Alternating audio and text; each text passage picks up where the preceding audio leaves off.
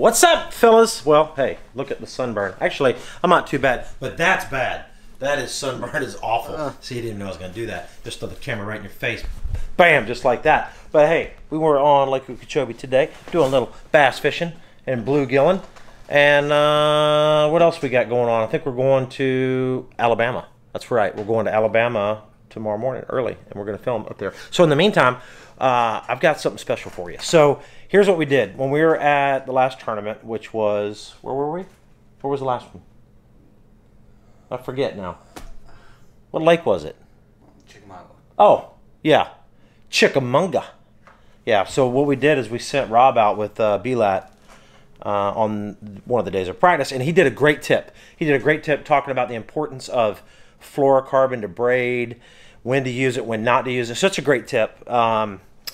Rob Matsuro put this together, and just for you guys, a little special bonus fishing tips. So check it out. And also, hey, if you like the fishing tips, let us know some more fishing tips you'd like us to shoot, and we'll do that. We'll definitely do that.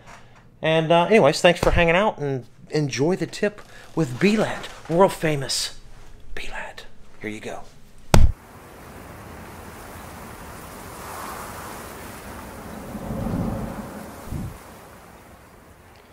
Hey folks, I'm Brian Latimer here, and today we're here at Lake Chickamauga in Tennessee, one of the most beautiful places there is, and we're here in the springtime.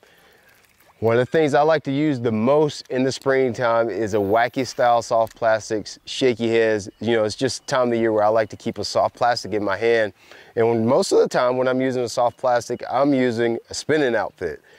And you know, the reasons are, there's a bunch of reasons why I like to use a spinning outfit this time of the year.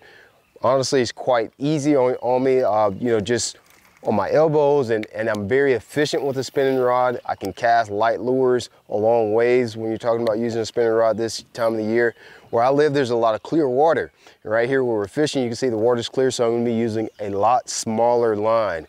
And one of the benefits of using a spinning rod when you're talking about smaller lines, you've got a smoother drag, the line just comes off the reel. To me, just the whole setup just works a lot better with a spinning rod than it does with bait casting equipment. Now, on the subject of spinning equipment, I know you guys, you hear a lot of tips on using braid to fluorocarbon leader, and I do that a ton.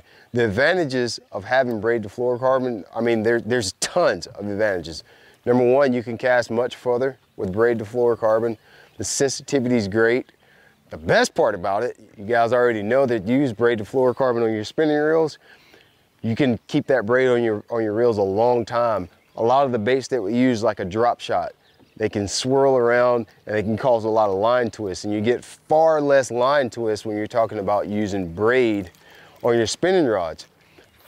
So of course I can cast a lot better. There's a low stretch. I don't really have to set the hook when I get a bite. One of the advantages is braid has no stretch in it. And I don't even have to set the hook. If I just raise the rod tip and just reel a little bit, you can always get a good hook set on your fish. There's some really, really good advantages when you're talking about using braid to fluorocarbon. And you can use it for a very long time. You know, you can spool up your reel with braided line and use it for a year, a very long time. Now, one thing that's really taboo that I've kind of started to kind of go back and grab and learn again is using straight fluorocarbon on my spinning reel. You know, it's almost taboo now. It's almost old school to go straight fluorocarbon on your spinning equipment, but I have learned when to use straight fluorocarbon and when to use straight braid to get the most out of my spinning equipment. And you definitely need to have both in your arsenal. So to tell you a quick little story of how I've kind of grown to like fluorocarbon, straight fluorocarbon on my spinning reels over braided fluorocarbon. I'm gonna give you a quick story I had on Lake Hartwell. I do a little bit of guiding there during the off season when we're not fishing the tour.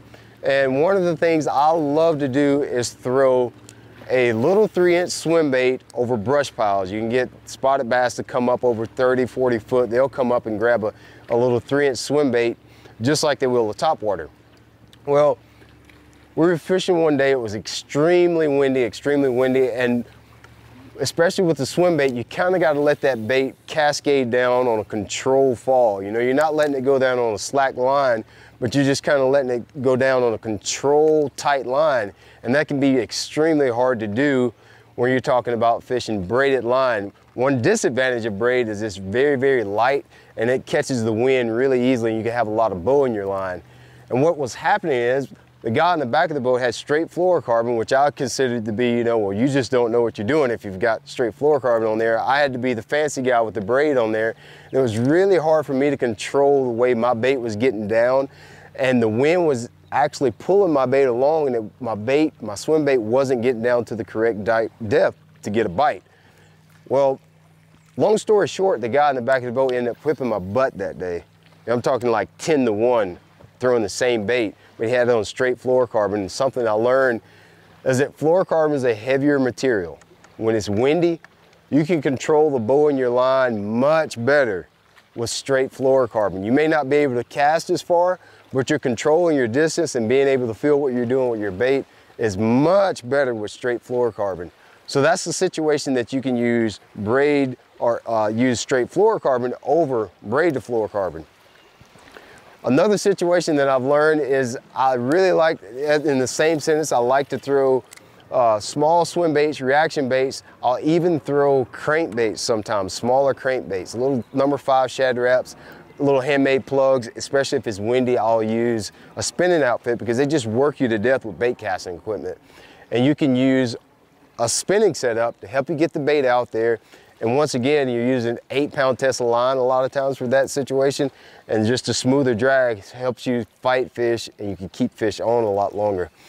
Using fluorocarbon, it's just the way to go. I think your bait just runs a whole much better when you're talking about using it for reaction baits, even smaller jerk baits. Jerk baits can be a pain to throw sometime in the wind. So I'll use a spinning outfit for those applications as well. And when I do that, in that context, I'm always going to use fluorocarbon to fish with.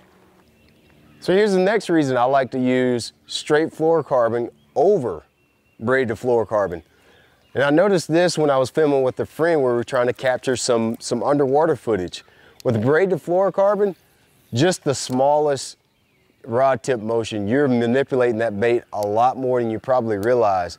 And I think you can have the tendency, especially during the spawn, like when we're fishing right now, where you really need to let bait settle before a fish grab it, you really can move the bait a lot more than you really realize. You can really overwork it.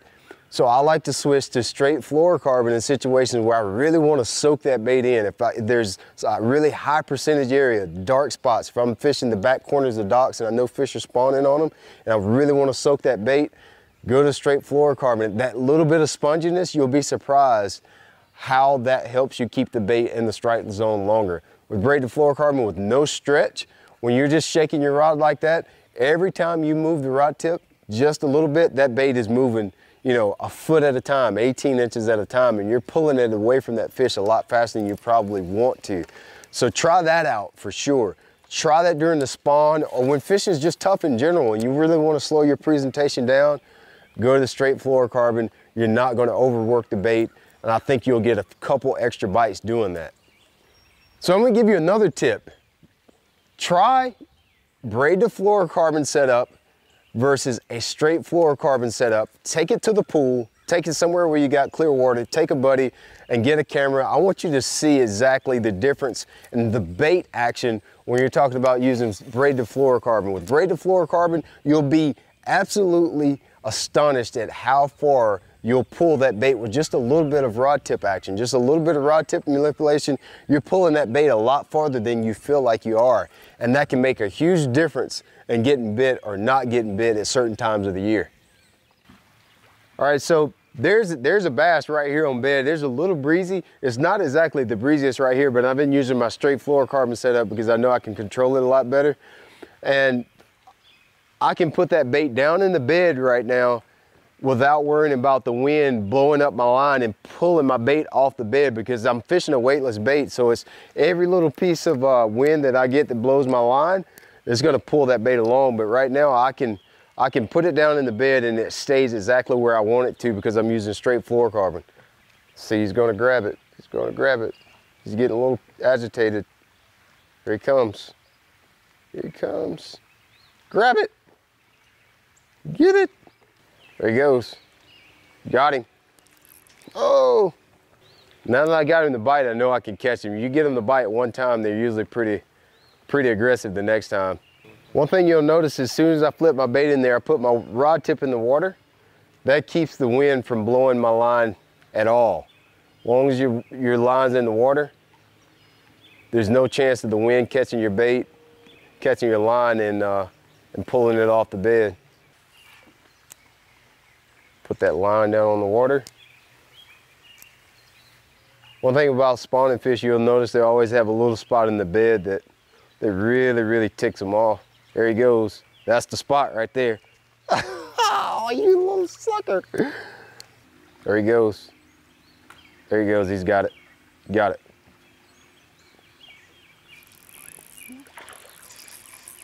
Got it.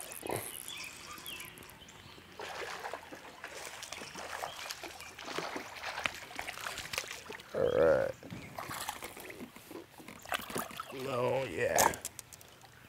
There it is. So here's a perfect example why I like to use fluorocarbon instead of braid to fluorocarbon. While I still use braid to fluorocarbon setups for a lot of different situations, today, a little extra wind, being able to keep that bait in the bed, keeping it in place just a little bit longer, that helped me catch this fish off the bed. So always remember, think about your line setups when you're fishing spinning equipment. You're gonna be a lot more efficient and you're gonna catch a lot more fish. Thanks for watching. I hope that tip helps you. We're gonna catch some more fish off the bed.